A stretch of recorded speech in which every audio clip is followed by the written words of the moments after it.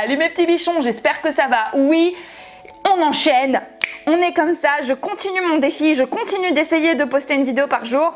Je m'y tiens à peu près. Alors aujourd'hui, comment influencer les gens? Ouh, le vilain mot. Ouh là là, les gens n'aiment pas. Les gens n'aiment pas savoir ça. Les gens n'ont pas envie de savoir comment influencer les gens. L'influence, c'est pas une mauvaise chose en soi. Déjà, on va arrêter l'hypocrisie tout de suite. On s'influence tous les uns les autres, d'accord? Moi, je vous influence. Mon auditoire m'influence, mes élèves m'influencent, j'influence mes élèves, j'influence ma maman m'influence, mon chien m'influence tout le temps. D'ailleurs, j'ai développé une très mauvaise proportion à me gratter derrière l'oreille comme ça régulièrement. L'influence, c'est quelque chose de normal. Nous sommes des individus sociaux et c'est tout à fait normal en fait de rechercher chez nos pairs ce que l'on doit faire et c'est tout à fait normal de développer comme ça une capacité d'influence auprès des gens.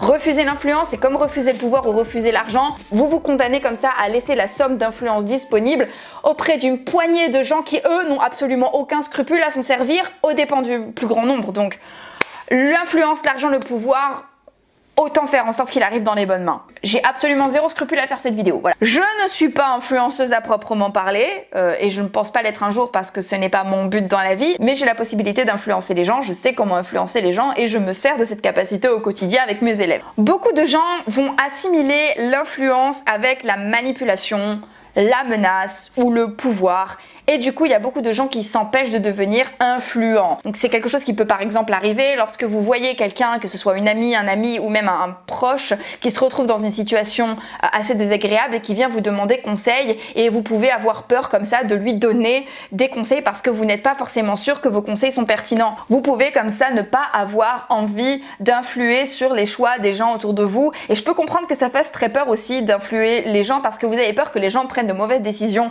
à cause de vous et qu'ils se tourne vers vous en disant c'est ta faute, c'est parce que je t'ai écouté. Et je comprends que ça fasse très peur. Si quelqu'un vous demande de l'aide ou si vous avez envie d'influencer les gens, permettez-vous d'influencer les gens là où vous vous y connaissez ou de donner des conseils qui vous semblent les plus pertinents possibles ou du moins au minimum du minimum des conseils qui ont marché sur vous. L'influence en réalité c'est une action exercée sur quelqu'un ou quelque chose, d'accord?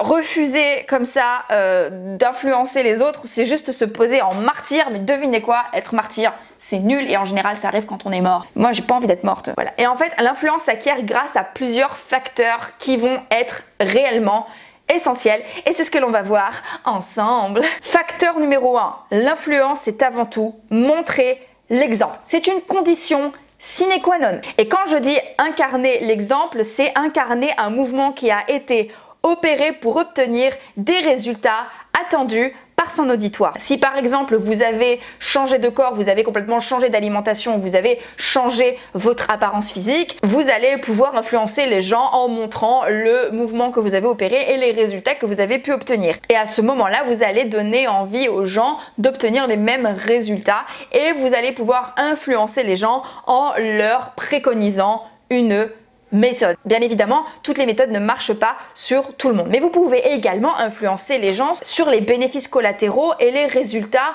obtenus grâce à votre mouvement. Je peux vous donner l'exemple des youtubeurs ou l'exemple des artistes et des chanteurs en général qui ne sont pas juste d'excellents chanteurs ou d'excellents youtubeurs. La plupart du temps, ils sont également célèbres et être célèbre donne des bénéfices. Et quand j'étais petite et que je disais que je voulais être chanteuse, je ne voulais pas vraiment être chanteuse, je voulais être célèbre. Ça a tellement changé depuis. Voilà, donc en gros quand vous influencez les gens, vous influencez non seulement grâce au mouvement que vous avez obtenu, mais également grâce aux bénéfices collatéraux que vous avez obtenus grâce à votre évolution et grâce à votre mouvement.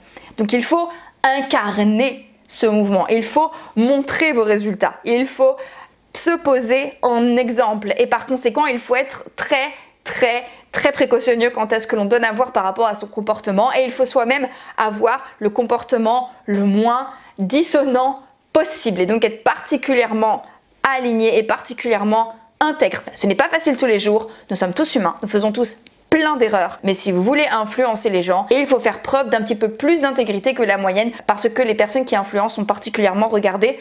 Demandez à toutes les Instagrammeuses qui se font défoncer parce qu'elles ont abusé du Facetune. Facteur numéro 2, connaître par cœur les personnes que l'on souhaite influencer et en particulier les peurs et les aspirations de son auditoire. Même si c'est pour leur bien et surtout si c'est pour leur bien, il est très important de savoir quelles sont les aspirations et quelles sont les hantises des personnes que vous souhaitez influencer. Comme ça, vous saurez exactement par quel bout le prendre. Pour vous donner un exemple, lorsque je pousse mes élèves à se mettre au sport, je peux leur donner exactement le même conseil et les mêmes préconisations. Seulement, il y a un élève à qui je vais dire que ça va lui permettre de devenir plus beau gosse et de pécho plus de filles. Et à mon autre élève, je lui dirai plutôt que ça lui permettra d'améliorer ses conditions de santé et donc de vivre plus longtemps et donc de continuer à voir ses enfants grandir. Le même conseil, pas les mêmes arguments. Parce qu'il faut connaître par cœur à qui on s'adresse. Aussi, là où il est intéressant de connaître exactement les peurs et les hantises de votre interlocuteur, c'est que vous allez savoir exactement ce que votre interlocuteur redoute et s'il se met à développer un comportement contre-productif, vous allez pouvoir lui expliquer en quoi son comportement va lui amener l'exact inverse de ce qu'il veut. Pire, va le mettre dans une situation qu'il ne veut pas et ainsi il va être moins enclin à faire ce que vous ne voulez pas qu'il fasse. Bien sûr, il y a un prérequis, c'est que vous ayez raison. Vous ne pouvez pas appuyer sur les peurs des gens indéfiniment, il y a un moment où ça va se voir. Le but du jeu, c'est que vous ayez raison, bien évidemment. Le plus important avec un pouvoir, c'est ce que vous en faites. L'influence est un pouvoir. Je ne vous préconise absolument pas d'appuyer sur la peur des gens indéfiniment pour leur faire faire ce que vous voulez. Après, je vous donne un outil, libre à vous de faire ce que vous en voulez. Facteur numéro 3, proposez aux gens des actions qu'ils peuvent implémenter. Il ne suffit pas de dire « Ouais, mangez, bougez, faites du sport, travaillez bien à l'école ». Non, non, non, non, ça ne marche pas. Vous ne pouvez pas juste donner aux gens comme ça des conseils vagues. Vous ne pouvez pas juste donner aux gens de suivre votre exemple en donnant des conseils vagues. Voilà. Il faut que vous proposiez des méthodes ou il faut que vous proposiez des techniques qui ont été expérimentées sur vous et qui fonctionne. Si vous voulez influencer le comportement de quelqu'un, il faut lui expliquer comment il doit se comporter. Donnez-lui un process, d'accord? Quelque chose à faire